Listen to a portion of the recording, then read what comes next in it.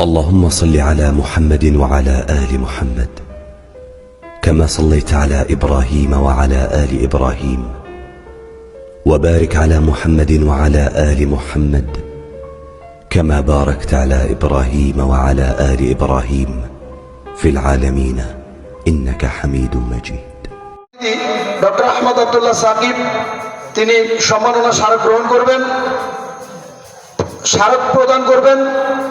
আজকের অনুষ্ঠানের সম্মানিত সভাপতি আহলে হাদিস আন্দোলন বাংলাদেশ সিরাজগঞ্জ জেলার সম্মানিত সহসভাপতি মোহাম্মদ শফিউল ইসলাম এবং সেই সাথে মোহাম্মদ আবু রায়হান, দুইজন সম্মাননা স্মারক দিবেন। প্রধান অতিথি মাশাআল্লাহ, জাযাকাল্লাহু খায়রান, জাযাকুমুল্লাহু খায়রান। আলহামদুলিল্লাহ।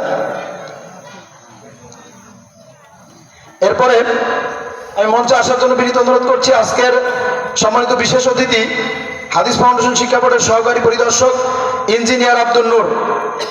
সম্মাননা গ্রহণ করবেন বিশেষ অতিথি ইঞ্জিনিয়ার আব্দুল নূর। স্মারক প্রদান করবেন আমাদের শিমুলগাঁয়ের উত্তরপাড়া আহলে হাদিস জামি মসজিদের সম্মানিত ইমাম, সম্মানিত সভাপতি কারি আবুল হোসেন এবং আমাদের উপজেলা যুব সংঘের প্রচার সম্পাদক আব্দুর রহিম এবং আমাদের শাহগাজী ভাই। তিনজন সম্মাননা প্রদান করবেন, এই তিনজন দায়িত্বশীল, এবং গ্রহণ করবেন আমাদের সম্মানিত বিশেষ অতিথি ইঞ্জিনিয়ার আব্দুল নূর, সহকারী পরিদর্শক হাদিস ফাউন্ডেশন শিক্ষা বোর্ড।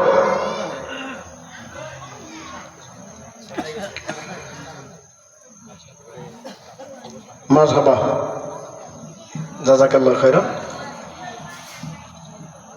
এরপরে আমাদের আজকের এই ইসলামী জালসার সম্মানিত প্রধান আলোচক, আমাদের কেন্দ্রীয় মেহমান, বাংলাদেশ আহলে হাদিস যুব সংঘের কেন্দ্রীয় ছাত্র বিষয়ক সম্পাদক আল মারকাজুল ইসলামিয়া সালাফি নওদাপাড়ার সম্মানিত শিক্ষক এবং ঢাকা বিশ্ববিদ্যালয়ের এমপিল গবেষক, উদীয়মান তরুণ আলোচক হাফেজ আব্দুল্লাহ আল মারুফ সম্মাননা গ্রহণ করবেন।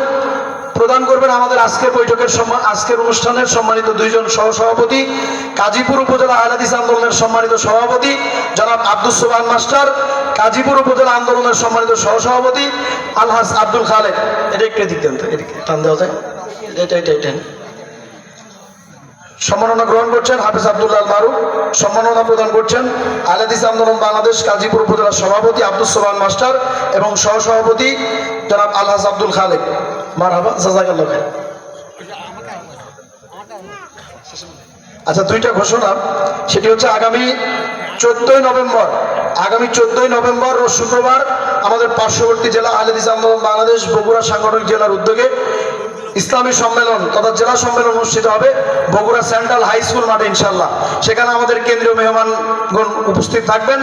সেখানে আমাদের জেলা সম্মেলন আপনাদের সকলেরই দাওয়াত, আপনারা সবাই উপস্থিত হওয়ার চেষ্টা করবেন এবং আমাদের সাথে যোগাযোগ রাখবেন, ইনশাআল্লাহ একসাথে যাব। এবং আগামী 20 নভেম্বর বৃহস্পতিবার গারুদা একটি ইসলামী জালসা, সেখানে যুব সমাজের উদ্যোগে প্রধান আলোচক আমাদের অত্র এলাকারই কৃতি সন্তান পাকাল মাদ্রাসার সম্মানিত প্রিন্সিপাল শেখ সোহেল বিন আকবর মাদানী, তিনি প্রধান আলোচক হিসেবে থাকবেন ইনশাআল্লাহ। এই প্রোগ্রামে আপনারা উপস্থিত হওয়ার চেষ্টা করবেন। এরপর যে আপনাদের সামনে পবিত্র কোরআন এবং সহিহ হাদিসের আলোকে অত্যন্ত গুরুত্বপূর্ণ আলোচনা নিয়ে আসছেন আজকের এই ইসলামী সম্মেলনের সম্মানিত প্রধান অতিথি হাদিস ফাউন্ডেশন শিক্ষা বোর্ডের মাননীয় চেয়ারম্যান ডক্টর আহমদ আব্দুল্লাহ সাকিব মোহতারামকে আলোচনা রাখার জন্য বিনীত অনুরোধ জানাচ্ছি। ফালিয়াতাফাজ্জাল মাশকুরা। আসসালামু আলাইকুম ওয়া রাহমাতুল্লাহি ওয়া বারাকাতুহু। ইন্নাল হামদুলিল্লাহি ওয়াহদাহু ওয়াস সালাতু ওয়াস সালামু আলা মান লা নাবিয়্যা বা'দাহু। আম্মা বা'দ, ফাআউযু বিল্লাহি মিনাশ শাইতানির রাজীম। বিসমিল্লাহির রহমানির রহিম। ওয়ান আকিম ওয়াজহাকা লিল্লাযীনা হানিফা ওয়া লা তাকুনান্না মিনাল মুশরিকিন ওয়া লা তাদউ মিন দুনিল্লাহি মা লা ইয়ানফাউ ওয়া লা ইয়াদুররুক ফাইন ফাআলতা ফাইন্নাকা ইযাম মিনায যালিমিন। সূরা ইউনূস 106 নম্বর আয়াত। সিরাজগঞ্জ জেলার কাজীপুর উপজেলায় অবস্থিত দারুল হাদিস সালাফিয়া মাদ্রাসা শিমুল দাইর কর্তৃক আয়োজিত আজকের এই প্রথম বার্ষিক ওয়াজ মাহফিলের সম্মানিত সভাপতি জনাব মোহাম্মদ শফিউর রহমান, সহসভাপতি আহলে হাদিস আন্দোলন বাংলাদেশ। উপস্থিত আছেন আহলে হাদিস আন্দোলন বাংলাদেশ আহলে যুব সংঘের সম্মানিত দায়িত্বশীল বৃন্দ।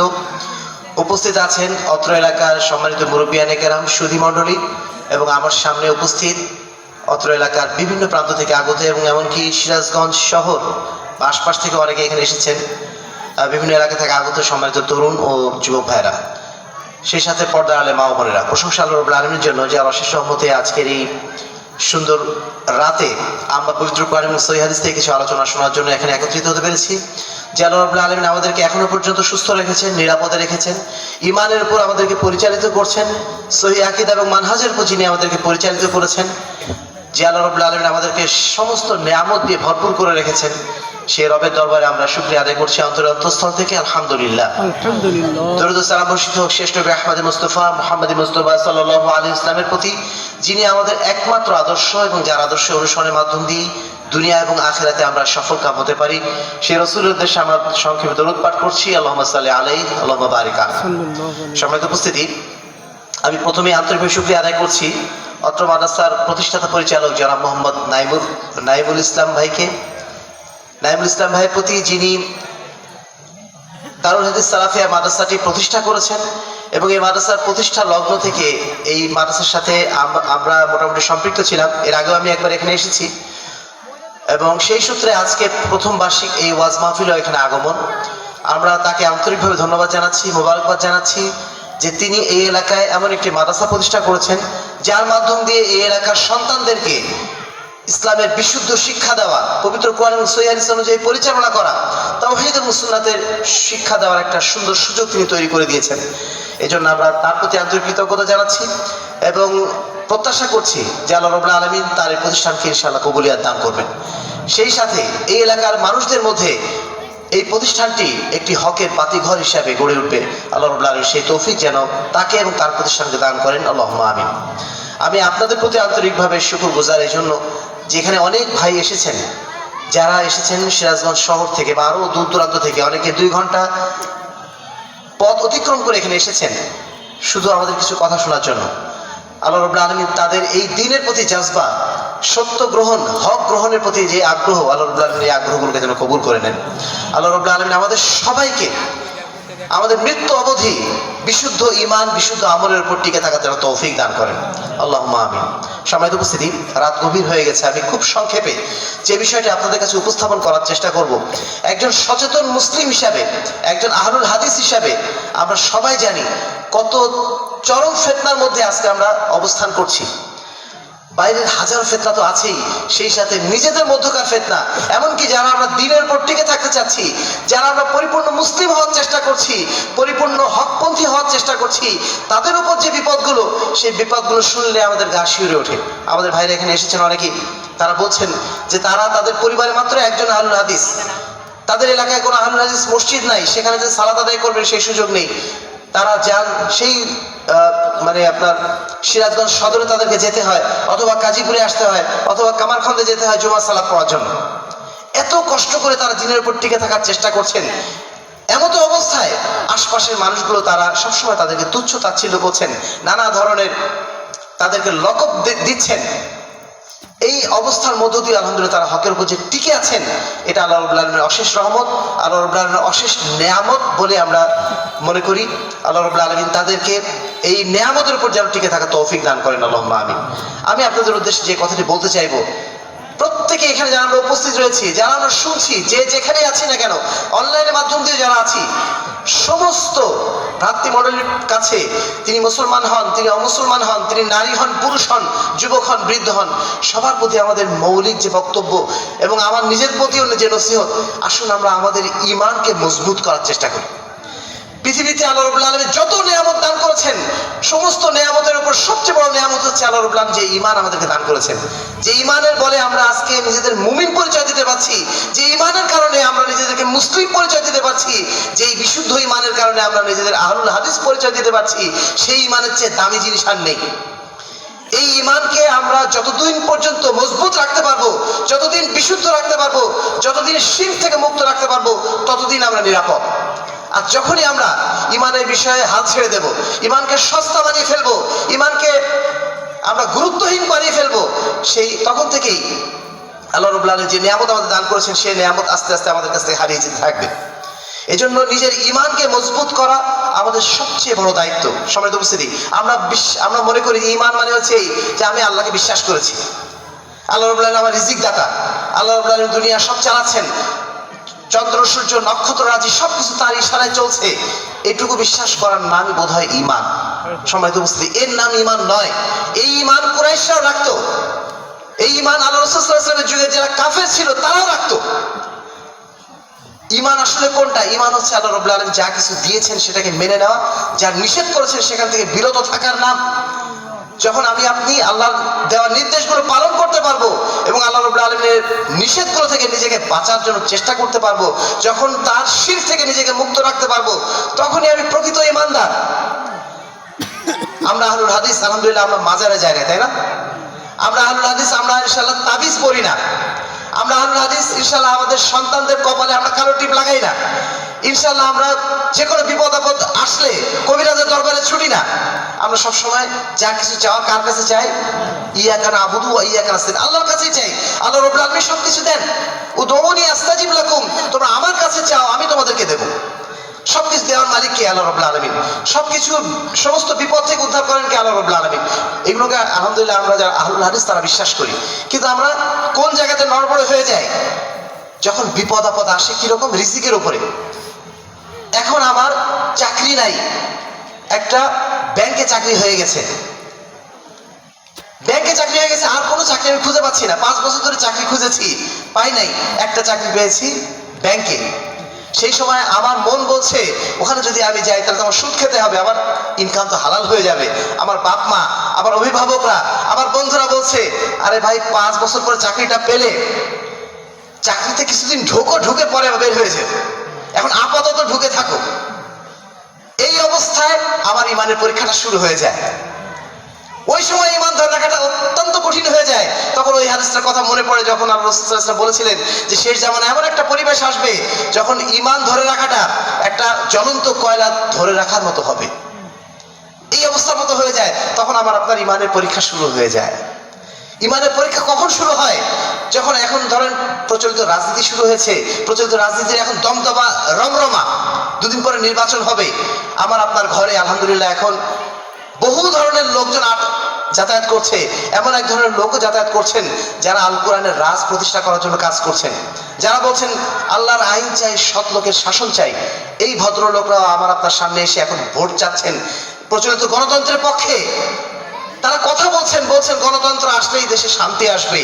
এই যে কথা যারা বলছেন, এই কথাগুলো যখন আপনার সামনে আমার আপনার কানে বারবার ঢুকতে থাকবে, সেই সময় আমার ঈমানের পরীক্ষা শুরু হয়ে যাবে যে আমি কি আল্লাহ রাব্বুল আলামিনের আইনের পক্ষে রায় দেব নাকি আমি প্রচলিত গণতান্ত্রিক রাজনীতির পক্ষে আমি রায় দেব। এই সময় আমার পরীক্ষা শুরু হয়ে যাবে। একজন মুসলিম হিসাবে, একজন সচেতন আহলুল হাদিস হিসাবে আমি কখনো কোনো অবস্থাতে এই গণতন্ত্রের পক্ষে আমি রায় দিতে পারি? আমার আপনার রাজনীতি কি গণতন্ত্রের রাজনীতি নাকি ইসলামী খেলাফতের রাজনীতি? একজন মুসলমান তার ঈমানকে সবচেয়ে দামি মনে করেন, বললাম না আগে, তার ঈমানকে কোনো অবস্থাতে সে নষ্ট হতে দিতে চায় না। কিন্তু এই গণতন্ত্রের রাজনীতি আমাদেরকে একটা ভোটের বিনিময়ে আমাদের ঈমান কেড়ে নিয়ে চলে যায়। এই গণতন্ত্রের রাজনীতি আমাদেরকে হিন্দু ভাইদের কাছে যে বলতে বাধ্য করায় যে রোজা এবং পূজা সমান, অতএব আমাদেরকে ভোট দাও। এই গণতন্ত্রের রাজনীতি আমাদের শিখিয়ে দিয়েছে কৃষ্ণ, তারপরে দুর্গা, মুহাম্মদ সাল্লাল্লাহু আলাইহি ওয়াসাল্লাম, মুসা আলাইহিস সালাম সব একই কাতারের মানুষ, তারা সবাই ভালো মানুষ, এই জন্য মানুষ তাদেরকে অনুসরণ করতো। এই কথা বলতে বাধ্য করে আমাদেরকে গণতন্ত্র। যদিও আমি ইসলামী রাজনীতিবিদ, ইসলামের নামে রাজনীতি করছি, কিন্তু আমাদের দরকার ভোট। এই রাজনীতি আমাদের শিখিয়েছে একটা ভোটেরও মূল্য আছে। এই জন্য মানে ঈমানটাকে আমরা এত তুচ্ছ বানিয়ে ফেলেছি, এত সস্তা বানিয়ে ফেলেছি যে যখন তখন আমরা ঈমান বিরোধী কথা বলতে এক মুহূর্ত দ্বিধা করছি না। সম্মানিত উপস্থিতি, ঈমানের কথা এই জন্যই বারবার আমরা বলছি, ঈমানটাকে দয়া করে বোঝার চেষ্টা করুন, ঈমানটাকে হেফাজত করার চেষ্টা করুন। আল্লাহ রাব্বুল আলামিন যখন যাদের আমাদের সম্পদ দিয়েছেন, ধরে নেন আপনার বাড়ির যারা মহিলা আছে তাদেরকে আল্লাহ রাব্বুল আলামিন একটা অলংকার দিয়েছেন, ধরে নেন ওই অলংকার সে কখনো বাজারে বাইরে ফেলে রাখবে? সে সবসময় চেষ্টা করে সংরক্ষণ করার জন্য, যে কোনো মূল্যে সেটাকে হারাতে দেবে না, সেই চেষ্টা করে সে, কারণ সেটা তার কাছে মূল্যবান। আপনার ঈমান আপনার ওই স্বর্ণের চেয়ে, পৃথিবীর সমস্ত সম্পদের চেয়ে এটা কি মূল্যবান নয়? সেই ঈমান রক্ষার জন্য আপনি এত হালকা হয়ে গেলেন কেন? যে ঈমানের কারণে আপনি মুসলমান, যে ঈমানের কারণে আপনি কালকে আমাদের ময়দানে আল্লাহর কাছে মুক্তি চাচ্ছেন, সেই ঈমানের কারণে, সেই ঈমানকে রক্ষার জন্য তো আপনার সমস্ত কার্যক্রম থাকা দরকার। আপনি কেন গণতন্ত্রের রাজনীতির পিছনে ছুটে যে আপনার এই মূল্যবান ঈমানটাকে আপনি হারিয়ে ফেলছেন? আপনি বলছেন খুব সুন্দরভাবে বলে দিচ্ছেন যে এই যুগে এই ছাড়া কোনো উপায় নেই। আপনি যখন এই কথাটা বলছেন তখন কি আপনি একবার চিন্তা করছেন আল্লাহ রাব্বুল আলামিনের কথা, যেখানে তিনি বলছেন আফা হুকমাল জাহিলিয়াতি ইয়াবগুন ওয়া মান আহসানু মিনাল্লাহি হুকমান লিকাওমিন ইউকিনুন। তোমরা কি জাহিলিয়াতের বিধিবিধানের দিকে ছুটে চলছো? তোমরা কি জাহিলি যুগে, মূর্খতার যুগে, অন্ধকারের যুগে যে সমস্ত নীতিমালার দিকে মানুষ আহ্বান করতো সেই দিকে তোমরা ছুটে যাচ্ছ, সেটাকে তোমরা পছন্দ করছো। অথচ আল্লাহর কাছে সবচেয়ে, একজন ইমানদারের কাছে সবচেয়ে পছন্দনীয় বিধান হচ্ছে ওই বিধান যে বিধান আল্লাহ রাব্বুল আলামিন দান করেছেন। আমরা একজন মুমিন হিসাবে আমাদের ঈমানের সর্বশেষ স্তর থাকা পর্যন্ত একটাই দাবি করে যাব যে এই দেশে যতদিন পর্যন্ত আল্লাহ রাব্বুল আলামিনের আইন বিধান কায়েম হচ্ছে না, যতদিন পর্যন্ত ইসলামী খেলাফত কায়েম হচ্ছে না, ততদিন পর্যন্ত আমরা ইসলামী খেলাফতের দাবি করে যাব। আমরা কোনো অবস্থাতেই এই কথা বলবো না আমাদের এখন উপায় নেই, আপাতত যাই। আপাতত যাই এর অর্থ হচ্ছে ওই রকম আপনি রিজিক মানে চাকরি পাচ্ছেন না, এজন্য আপাতত আপনি শুধুই ব্যাংকে ঢুকলেন। আপনি কি আল্লাহর কাছে জবাবদিহি করতে পারবেন কাল কিয়ামতের ময়দানে যে আল্লাহ রাব্বুল আলামিন আমি রিজিক পাইনি এই জন্য গেছি? আল্লাহ রাব্বুল আলামিন বলবেন এই কথাই, তোমার কি আর কোনো রিজিক ছিল না? ইন্না আরযাল্লাহি ওয়াসিআ, আল্লাহর জমিন তো প্রশস্ত, তুমি কার পিছনে ছুটছো? ফাইনা তাযহাবুন, তোমরা যাচ্ছোটা কোথায়? ইন হুয়া ইল্লা যিকরুল লিল আলামিন, এটা তো আল্লাহর পক্ষ থেকে আসা বিধান, সেই বিধানকে ছেড়ে দিয়ে তুমি যাচ্ছোটা কোথায়? সম্মানিত উপস্থিতি, আমাদের ঈমান আমাদের সবচেয়ে গুরুত্বপূর্ণ জিনিস। অতএব ঈমানকে যেন আমরা সবসময় মজবুত রাখার চেষ্টা করি, ঈমানকে যেন তরতাজা রাখার চেষ্টা করি, তাহলে ইনশাআল্লাহ রাব্বুল আলামিনের কাছে আমরা মুক্তি পাওয়ার জন্য আশা করতে পারি। আর না হলে এত শত রাজনীতি, এত শত অর্থনীতি, এত শত ব্যবসা, এত ধরনের গল্পগুজব, এগুলো কোনো ফায়দা আল্লাহর কাছে নেই। সম্মানিত উপস্থিতি, 2 নম্বর যে বিষয়টি, আমাদেরকে সর্বদা সঠিক জিনিসটা জানার চেষ্টা করতে হবে, সঠিক জ্ঞান অর্জন করার চেষ্টা করতে হবে। আজকে মুসলিম উম্মাহ সবচেয়ে যে দুর্বলতার মধ্যে রয়েছে, তারা চরম অজ্ঞ ইসলাম সম্পর্কে, সবকিছু সম্পর্কে জানে। ফিজিক্স বলেন, সায়েন্স বলেন, অর্থনীতি বলেন, বাংলা বলেন, ইংরেজি বলেন, সবকিছু সম্পর্কে জানে না শুধু ইসলাম সম্পর্কে। আমরা আপনাদের প্রতি বিনীত অনুরোধ জানাবো, আপনি আহলে হাদিস হন, আহলে হাদিস না হন, মাযহাবী হন, যেই হন না কেন, আপনি যে কোনো বিষয়ে সঠিক জ্ঞানটা অর্জন করার চেষ্টা করুন। এই সঠিক জ্ঞান আছে কোথায়? মাজারে আছে, কোন মাযহাবে আছে, কোন পীরের দরবারে আছে, কোন বুজুর্গের কাছে আছে, আকাবিরের কাছে আছে, মুন্সির কাছে আছে, ইমাম সাহেবের কাছে আছে। অকুলিল হাক্কু মির রাব্বিকুম ফামান শাআ ফালিউমিন ওয়া মান শাআ ফালিয়াকফুর। হক আসে শুধুমাত্র কার পক্ষ থেকে? আল্লাহর পক্ষ থেকে এসেছে। কিভাবে? পবিত্র কোরআন এবং সহিহ হাদিস, এই দুটো হচ্ছে হক জানার মাধ্যম, এর বাইরে জানার কোনো মাধ্যম নেই। আহলে হাদিসরা সমাজের পক্ষে এই কথাই বলে, আসুন পবিত্র কোরআন ও সহিহ হাদিসের আলোকে জীবন গড়ি, সকল বিধান বাতিল করো, ওহীর বিধান কায়েম করো। এই কথাগুলোর বলার একটাই উদ্দেশ্য, আমরা চাই আল্লাহ রাব্বুল আলামিনের বিধান আল্লাহর জমিনে প্রতিষ্ঠিত হোক। আমরা চাই আল্লাহ রাব্বুল আলামিনের বিধান মানুষ মেনে চলুক, মানুষের বিধান নয়, আল্লাহ রাব্বুল আলামিনের দেওয়া বিধানকে মানুষ একমাত্র মেনে চলুক। মানুষ আল্লাহর কাছ থেকে এসেছে, মানুষ আল্লাহর দাস, মানুষ কোনো মানুষের দাস না। আমরা আল্লাহর দাস হতে চাই, আর এই কারণেই পবিত্র কোরআন এবং সহিহ হাদিস অনুযায়ী আমরা জীবন গড়ার আহ্বান জানিয়েছি। পীর বুজুর্গ যত বড়ই সম্মানিত ব্যক্তি হন না কেন, মাযহাবে যারা ইমাম রয়েছেন, যারা যত বড়ই সম্মানিত হন না কেন, তারা তো আল্লাহর চেয়ে বড় কেউ নয়, তারা তো আল্লাহ রাসূলের চেয়ে বড় কেউ নয়। আমাদের একটাই কথা, আতিউল্লাহ ওয়া আতিউর রাসূল, তোমরা আল্লাহর আনুগত্য করো, তোমরা রাসূলের আনুগত্য করো। আমরা এই কথার দিকে মানুষকে আহ্বান জানাই, এবং জ্ঞান আছে শুধুমাত্র আল্লাহর কিতাব এবং রাসূল সাল্লাল্লাহু আলাইহি ওয়াসাল্লামের সুন্নাতের মধ্যে। আমরা সর্বদাই জানতে চাইবো, কোন ইবাদত করছি, এটাকে আল্লাহ বলেছেন, এটা আল্লাহ রাসূল বলেছেন। আমি 5 ওয়াক্ত সালাতের পরে দলবদ্ধ হয়ে মুনাজাত করছি, যখন আমার কাছে পয়গাম চলে আসবে যে আল্লাহ রাসূল কখনো করেন নাই, এটাকে আমরা ছাড়তে পারবো না? কেন ছাড়তে পারবো না? কেন ছাড়তে পারবো? এই জন্য পারবো, কারণ আমরা আল্লাহ এবং আল্লাহর দাস এবং রাসূল সাল্লাল্লাহু আলাইহি ওয়াসাল্লামের সুন্নাতের অনুসারী। এই কারণে এটা আমাদের জন্য ছাড়া কোনো ব্যাপার না। আর আমরা যদি মোল্লা মুন্সির অনুসারী হই, আমরা যদি পীর বুজুর্গের অনুসারী হই, তাহলে এটা আমাদের জন্য ছাড়া কষ্টকর হয়ে যাবে। তখন মনে হবে যে না, পীর বুজুর্গ তিনি কি ভুল বলেছেন, অমুক মুরব্বী উনি কি ভুল বলেছেন। আমরা আহলুল হাদিসরা কখনো এই কথা বলি না। আমরা কি বলি? আল্লাহ এবং তার রাসূল বলেছেন, ব্যাস খালাস। এরপর আমাদের আর কোনো বক্তব্য নেই। বাপদাদা 14 পুরুষ করেছে, তাই কি হয়েছে? তারা ভুল করতেই পারে, তাদের ভুলের অনুসারী আমি হতে পারি না। তারা যা কিছু সঠিক কাজ করেছে সেগুলো আমরা অনুসরণ করবো, যা ভুল করেছে সেগুলো আমরা অনুসরণ করবো না। এটাই আহলে হাদিসের সাফ কথা, এর বাইরে দ্বিতীয় কোনো কথা নেই। সম্মানিত উপস্থিতি, আমরা এই কথার প্রতি আপনাদের সবাইকে আহ্বান জানাবো, আসলে সঠিক জ্ঞানটা অর্জন করার চেষ্টা করি। আমরা মুসলমান এতটাই অজ্ঞ, আমরা এখন জানিও না যে 1 গ্লাস পানি কিভাবে খেতে হয়, আমরা জানি না যে কিভাবে পেশাব করতে হয়, আমরা জানি না কিভাবে ঘুম থেকে উঠতে হয়। এতটাই অজ্ঞ আমরা। কোরআন হাদিস তো বহু দূরে, সাধারণ কালচারগুলো পর্যন্ত আমরা জানি না। নানা ধরনের হারামের মধ্যে আমরা সব লিপ্ত হয়ে বসে আছি, কোনো ভ্রুক্ষেপই নেই। আমরা মনে হয় যে আমাদের মনে হয় কখন মরতে হবে না, আমরা মনে হয় দুনিয়াতে এমনি এসেছি, আমরা মনে হয় দুনিয়াতে অন্যান্য পশুর মতো ঘুরে বেড়াচ্ছি। এত চেতনাহীন কেন আমরা হলাম? সম্মানিত উপস্থিতি, এই দুটো জিনিস আপনাদের কাছে আমরা রিমাইন্ডার হিসেবে দিয়ে যেতে চাই। প্রথম কথা হচ্ছে ইমানটা মজবুত করার চেষ্টা করুন, ইমানটা তাজা রাখুন, ইমানের সাথে যেন কোনো অবস্থাতে একটা সেকেন্ডে যেন শিরকের কোনো সংযোগ না ঘটে, এ বিষয়ে যেন সর্বদা আমরা সতর্ক থাকি। 2 নম্বর হচ্ছে আমরা যেন সব বিষয়ে সবসময় সঠিক জ্ঞানটা অর্জন করার চেষ্টা করি, এবং সঠিক জ্ঞান একমাত্র পাওয়া যাবে পবিত্র কুরআন এবং সহিহ হাদিসের মধ্যে। এই বিষয়ে যেন আমরা একমত থাকি।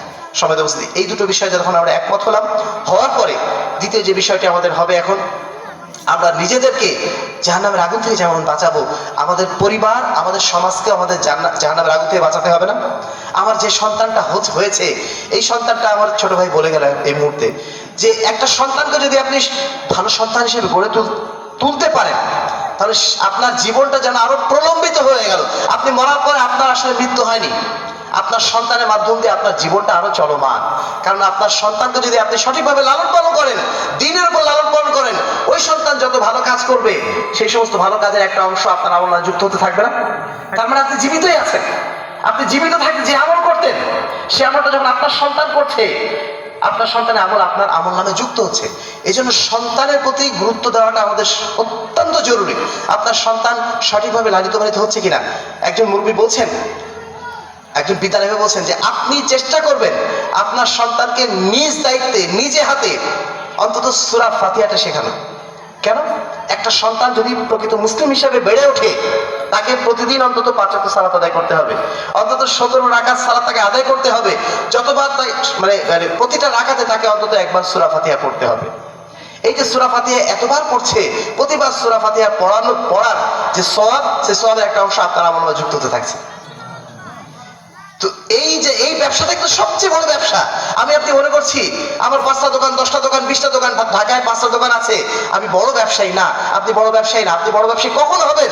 যখন আপনার সন্তানকে আপনি সঠিকভাবে লালন পালন করতে পারবেন, যখন আপনার পরিবারকে আপনি সঠিকভাবে লালন পালন করতে পারবেন, আপনার এলাকার মানুষদেরকে আপনি সালাতি বানাতে পারবেন, আল্লাহর দ্বীনের অনুসারী বানাতে পারবেন, তখনই আপনি প্রকৃত অর্থে সবচেয়ে বড় ব্যবসায়ী। আপনার এক একটা মানুষ মানে এক একটা দোকান। ওই ব্যবসায় কোনো এমন একটা তিজারাতুল লান তাবুর, এমন একটা ব্যবসা, এই ব্যবসায় কোনো লস নেই, এই ব্যবসায় কোনো লস নেই। এই ব্যবসাটাই আমরা যেন করার চেষ্টা করি। আর এই ব্যবসার একটা কেন্দ্র খুলেছেন আমাদের মোহাম্মদ নাইমুল ইসলাম ভাই, দারুল হাদিস সালাফিয়া মাদ্রাসা। এই ব্যবসায় একটা কেন্দ্র, যে ব্যবসার মাধ্যম দিয়ে আমাদের সন্তানরা গড়ে উঠছে। আপনাদের প্রতি আমাদের অনুরোধ থাকবে, অনেক বড় বড় স্কুল হয়তো দেখবেন, সেখানে হয়তো ইংরেজি শেখানো হয়, অনেক কিছু শেখানো হয়, কিন্তু দ্বীনের প্রকৃত শিক্ষা, এই শিক্ষা আপনি কি ওই জায়গাগুলোতে পাবেন? দ্বীনের প্রকৃত শিক্ষা পেতে গেলে আপনাকে এই ধরনের প্রতিষ্ঠানে আসতে হবে। হাদিস মানবিক শিক্ষা বোর্ড আলহামদুলিল্লাহ বাংলাদেশের বুকে বর্তমানে প্রায় 200টি প্রতিষ্ঠান পরিচালনা করছে। যে সমস্ত প্রতিষ্ঠানের মূল উদ্দেশ্যই হচ্ছে আমাদের সন্তানকে সহিহ আকীদা এবং মানহাজ অনুযায়ী গড়ে তোলা, বিশুদ্ধ ঈমানের এবং বিশুদ্ধ আমলের অধিকারী হিসাবে গড়ে তোলা। এজন্য আপনাদের সবার প্রতি আমাদের আহ্বান থাকবে, এই মাদ্রাসাকে আপনারা যেন সার্বিকভাবে সহযোগিতা করেন, আপনাদের সন্তানদেরকে যেন এই সমস্ত মাদ্রাসায় পড়ান। আমাদের মুরব্বীরা দাবি করে গেছেন, যেন এই কথা আপনাদের উদ্দেশ্যে বলি, যে গাজীপুর, এই গাজীপুর অনেক ধনী মানুষদের বসবাস, সেখানে অনেক মানুষ এখানে আছেন যারা চাইলেই একাই একটা মাদ্রাসা করে দেওয়ার মতো তার সামর্থ্য রয়েছে। আমি আপনাদের প্রতি বিনীত আহ্বান জানাচ্ছি, আমরা যদি প্রকৃত অর্থে আখিরাতের ব্যবসায়ী হতে চাই, তাহলে অন্তত পক্ষে চেষ্টা করব এই যে নাইমুল ইসলাম ভাইরা যে মাদ্রাসা তৈরি করেছেন, এই ধরনের মাদ্রাসার জন্য আপনারা যেন সাধ্যমতো খরচ করার চেষ্টা করেন। এই মাদ্রাসার জন্য ওনারা দাবি করেছেন অন্তত 20% জায়গা যেন কেউ একটা ব্যবস্থা করে দেন। আপনারা একজন 20% জায়গার ব্যবস্থা করে দেবেন, একজন একটা বিল্ডিং করে দেবেন, একজন একটা মসজিদ করে দেবেন, কমপ্লিট একটা কমপ্লেক্স যেন এই গাজীপুরের বুকে গড়ে ওঠে। যদি এটা গড়ে তুলতে পারি, এটা আমাদের সবার জন্য, এলাকাবাসীর জন্য একটা বড় নিয়ামত হবে। এই কাজটা আমরা যেন সাধ্যমতো করার চেষ্টা করি। যারা এখানে আছেন তারা তো এই বিষয়ে চিন্তা করবেনই, যারা নেই তাদের কাছেও এই পয়গামটা পৌঁছে দেওয়ার চেষ্টা করবেন, এবং আমাদের প্রত্যেকের সামান্য অর্থ হলেও যেন এই প্রতিষ্ঠানের পিছনে ব্যয়িত হয়, এই চেষ্টা যেন অন্তত পক্ষে আমরা যারা এলাকাবাসী রয়েছি তারা যেন করি। আর যারা দূর দূরান্ত থেকে এসেছেন তাদের প্রতি আমাদের বিনীত অনুরোধ থাকবে, আমরা যেমন মসজিদ করার জন্য মসজিদ করার জন্য যেমন চেষ্টা চালাই, ঠিক তেমনই যেন একটা ছোট্ট প্রতিষ্ঠান করার জন্য চেষ্টা চালাই। অন্তত ক্লাস 5 পর্যন্ত যদি একটা মাদ্রাসা আমরা এলাকায় প্রতিষ্ঠা করতে পারি, আমার সন্তানের ফাউন্ডেশনটা ইনশাল্লাহ গড়ে উঠবে ওখান থেকে। যদি তারা তাওহীদ এবং সুন্নাতটা ছোট বয়সে শিখে যায়, ইনশাল্লাহ ভবিষ্যতে তারা কখনো মুশরিক হবে না, ভবিষ্যতে ইনশাল্লাহ তারা কখনো বেদাতি হবে না। হতে পারে তারা ডাক্তার হয়েছে, হতে পারে তারা ইঞ্জিনিয়ার হয়েছে, হতে পারে তারা প্রধানমন্ত্রী হয়েছে, কিন্তু ইনশাআল্লাহ তারা ইসলামের পথে নিজেদেরকে উৎসর্গ করার জন্য ইনশাআল্লাহ প্রস্তুত থাকবে। সেই পর্যায়ে সৃষ্টি করার জন্য অবশ্যই শিক্ষা ব্যবস্থা বা শিক্ষা প্রতিষ্ঠানগুলো গড়ে তোলাটা আমাদের জন্য জরুরি কর্তব্য। আমি আর বেশি বাড়াতে চাচ্ছি না, আপনাদের সবার প্রতি আমরা আন্তরিক কৃতজ্ঞতা প্রকাশ করছি আজকের এই মাহফিলে আসার জন্য। আমাদের জন্য দোয়া করবেন। মোহতারাম আমির জামাত প্রফেসর ডক্টর মোহাম্মদ আসাদুল্লাহ আল গালিব, যার অক্লান্ত পরিশ্রমের কারণে এমন একটি জামাত আজকে গড়ে উঠেছে আহলে হাদিস বাংলাদেশ যুব সংঘের মতো জামাত, যেই জামাত সারা বাংলার বুকে পবিত্র কোরআন ও হাদিসের দাওয়াত ছড়িয়ে দেওয়ার জন্য চেষ্টা চালাচ্ছে। এমন একটি প্ল্যাটফর্ম গড়ে তুলেছে যে প্ল্যাটফর্ম থেকে আমরা বলিষ্ঠ গলায় জোর গলায় বলতে পারি, আসুন পবিত্র কোরআন ও হাদিসের আলোকে জীবন গড়ি, সকল বিধান বাতিল করো, ওহীর বিধান কায়েম করো। এই বার্তাগুলো সমাজের বুকে আমরা ছড়িয়ে দিতে পারছি এই প্ল্যাটফর্মের কারণেই। আপনারা তার জন্য দোয়া করবেন, আল্লাহ রাব্বুল আলামিন তাকে যেন নেক হায়াত দান করেন। যতদিন তিনি বেঁচে আছেন আল্লাহ রাব্বুল আলামিন তার মাধ্যম দিয়ে যেন দ্বীনের খেদমত অব্যাহতভাবে নেন, আল্লাহ রাব্বুল সেই তৌফিক যেন তাকে দান করেন। আল্লাহুম্মা আমিন। আমি পরিশেষে আমার সম্মানিত শ্বশুরের জন্য একটু দোয়া চেয়ে নিচ্ছি। একটু আগেই বগুড়াতে তার সাথে আমার দেখা হয়েছে, তাকে রাজশাহীতে আইসিইউতে পাঠানো হয়েছে। তিনি অত্যন্ত অসুস্থ অবস্থায় রয়েছেন, মুমূর্ষু অবস্থায় রয়েছেন। যখন বক্তব্য দিতে উঠি ঠিক সেই সময় ফোন আসলো, তার পাস পাওয়া যাচ্ছে না। আমি জানি না এখন কি অবস্থায় তিনি আছেন, একেবারে হয়তো শেষ অবস্থায় আছেন। আমরা আপনাদের কাছ থেকে তার জন্য দোয়া চাই। আল্লাহ রাব্বুল আলামিন যতদিন তাকে জীবিত রেখেছেন তাকে যেন ঈমানের উপরে রাখেন এবং তার ঈমান মৃত্যুটা যেন বিশুদ্ধ ঈমানের উপরে হয়। আল্লাহ রাব্বুল আলামিন তাকে যেন কাল কিয়ামতের ময়দানে জান্নাতুল ফেরদাউসের অধিকারী করেন। আল্লাহুম্মা আমিন। আমি পরিশেষে আজকের আয়োজক কমিটি যারা আছেন তাদের প্রতি আন্তরিকভাবে ধন্যবাদ জানাচ্ছি। যে আয়োজন তারা আজকে করেছেন, এই আয়োজন তাদের জন্য যেন সাদকায়ে জারিয়া হয়ে যায়। আজকের মাহফিল থেকে একটা মানুষ যদি কিছু ভালো কথা শুনে যান এবং সেই অনুযায়ী যেন যদি আমল করেন, সে আমলটা যেন তাদের আমল নামে যুক্ত হয়, আল্লাহ রাব্বুল আলামিন সেই তৌফিক যেন তাদেরকে দান করেন। আল্লাহুম্মা আমিন। ওয়া আখিরু দাওয়ানা আলহামদুলিল্লাহি রাব্বিল আলামিন। আসসালামু আলাইকুম ওয়া রাহমাতুল্লাহি ওয়া বারাকাতুহু।